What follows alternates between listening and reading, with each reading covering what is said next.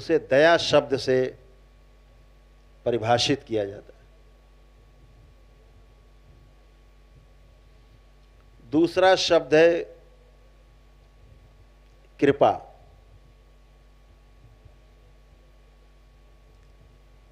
अगर बुद्धि कम है, विवेक कम है, शालीनता कम है,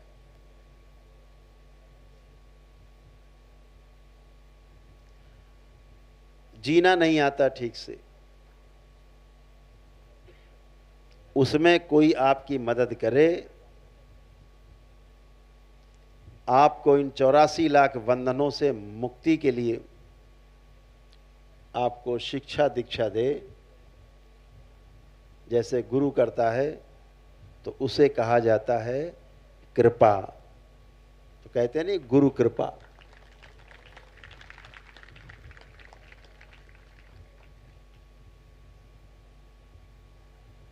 तो ये हुआ दया और कृपा। यानी आपका जो जीवन है, शरीर और जीवन दो वस्तुएं हैं।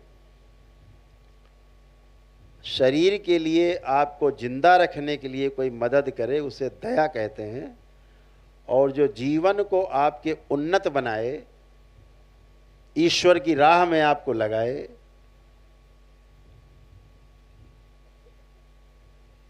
आपको मानसिक शांति दे,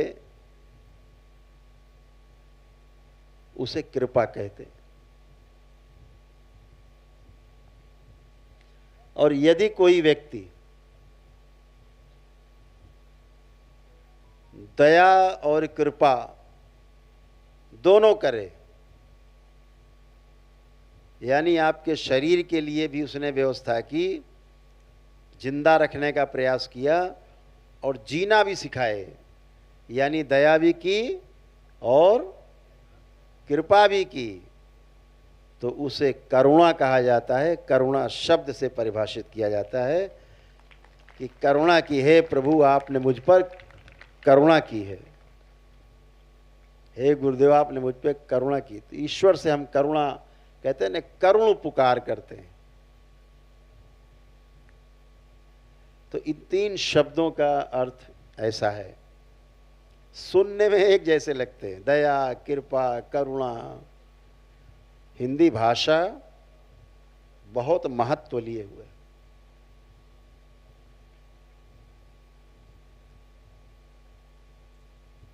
हिंदी में जो बोला जाएगा, शाब्दिक अर्थ उसका वही रहेगा, बदलेगा नहीं। संस्कृत में बोला जाएगा, एकदम अडिग रहेगा।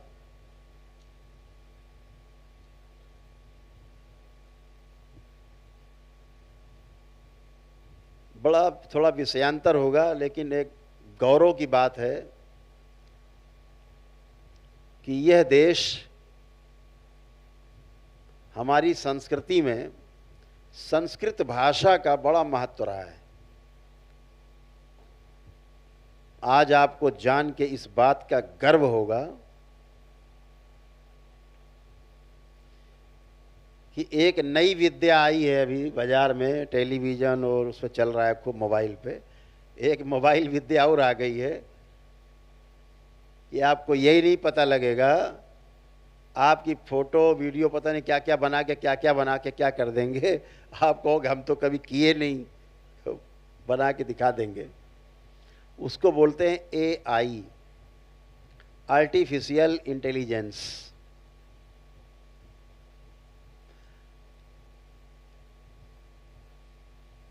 खतरनाक टेक्नोलॉजी आई है। किसी को कुछ भी, किसी का पिक्चर बना के, आप दो लोग बैठे हैं यहाँ पे, आराम से प्रेम से बातें कर रहे हैं, एक दूसरे को कुशल क्षेम पूछ रहे हैं, और उतना वीडियो निकाल के ऐसा बना देंगे कि घूसा लात चल रहा है आप में। आपको कह रहे ये तो हुआ नहीं, वो AI है। अब ऐसा विद्या आ गई है। दुनिया के किसी लीडर के साथ आपका कहो हाय हेलो थैंक यू दिखा दें, बैठ के खाना खाते दिखा दें, भोजन बात करते दिखा दें, आदमी कंफ्यूज। तो आपको जान के गर्व होगा कि जो संस्कृत विद्या है, भाषा है अपनी, संस्कृत हमारी जो भाषा है, प्राचीन भाषा, भाषाओं की भाषा है, तो जब एआई की टेस्टिंग चल रही थी तो उसमें तमाम भाषाओं का समावेश किया गया कि कौन सी भाषा समझेगा ये बोलने पर। दुनिया की सभी भाषाएं फेल हो गईं और एक भाषा पास हुई, उसका नाम है संस्कृत।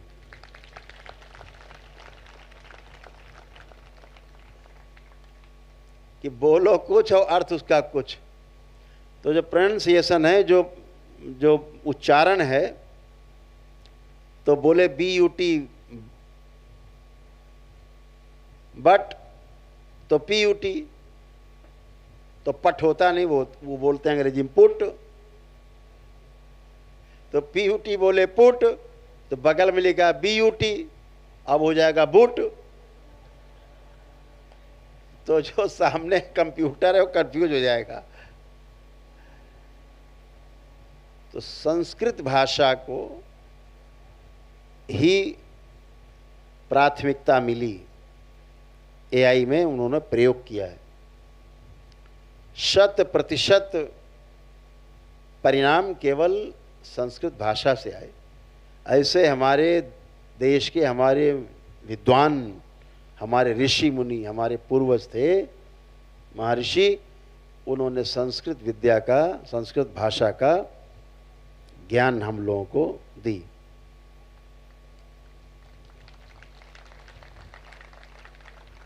एक जो शब्द कह रहा है उसका अर्थ वही है, दूसरा बदल नहीं सकता। जैसे हमने अभी कहा दया, कृपा, करुणा, तो तीनों के शब्द के अर्थ अलग अलग हैं। तो अब जैसे हम कहेंगे दया, तो आप समझ जाओगे कुछ शरीर के बारे में बात हो रही है, कुछ रोटी कपड़ा मकान के बारे में बात हो रही है।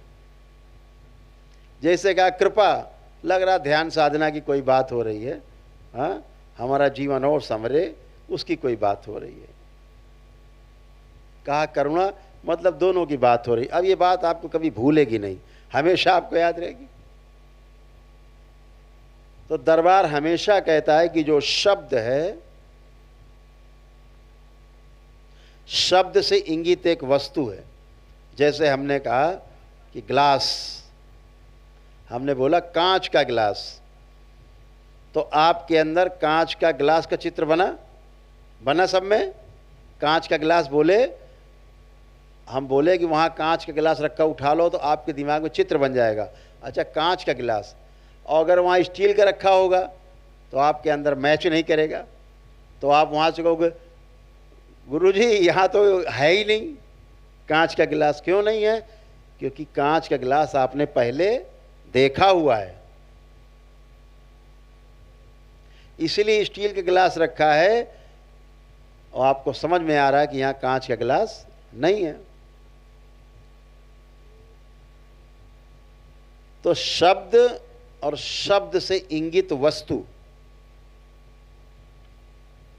और वस्तु में निहित अर्थ, उस वस्तु में अर्थ क्या छिपा हुआ है?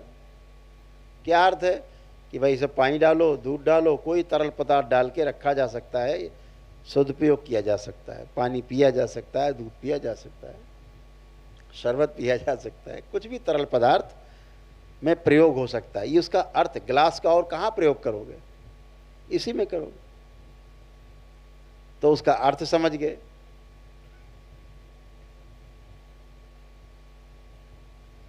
जैसे ही अर्थ समझ जाते हैं तो अंदर एक चित्र बन जाता है हमेशा के लिए। अच्छा, आपके तो पानी पीना तो गिलास समझ में आता, गिलास है क्या? आप पूछते हो गिलास है?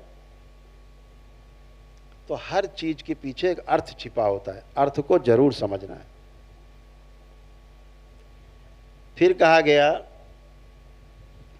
धीरता, वीरता और उदारता। आपने जो भी समझा है अपने जीवन में, जो भी समझाया आपने अच्छी बातें, और जिस किसी से भी आपकी सहानुभूति है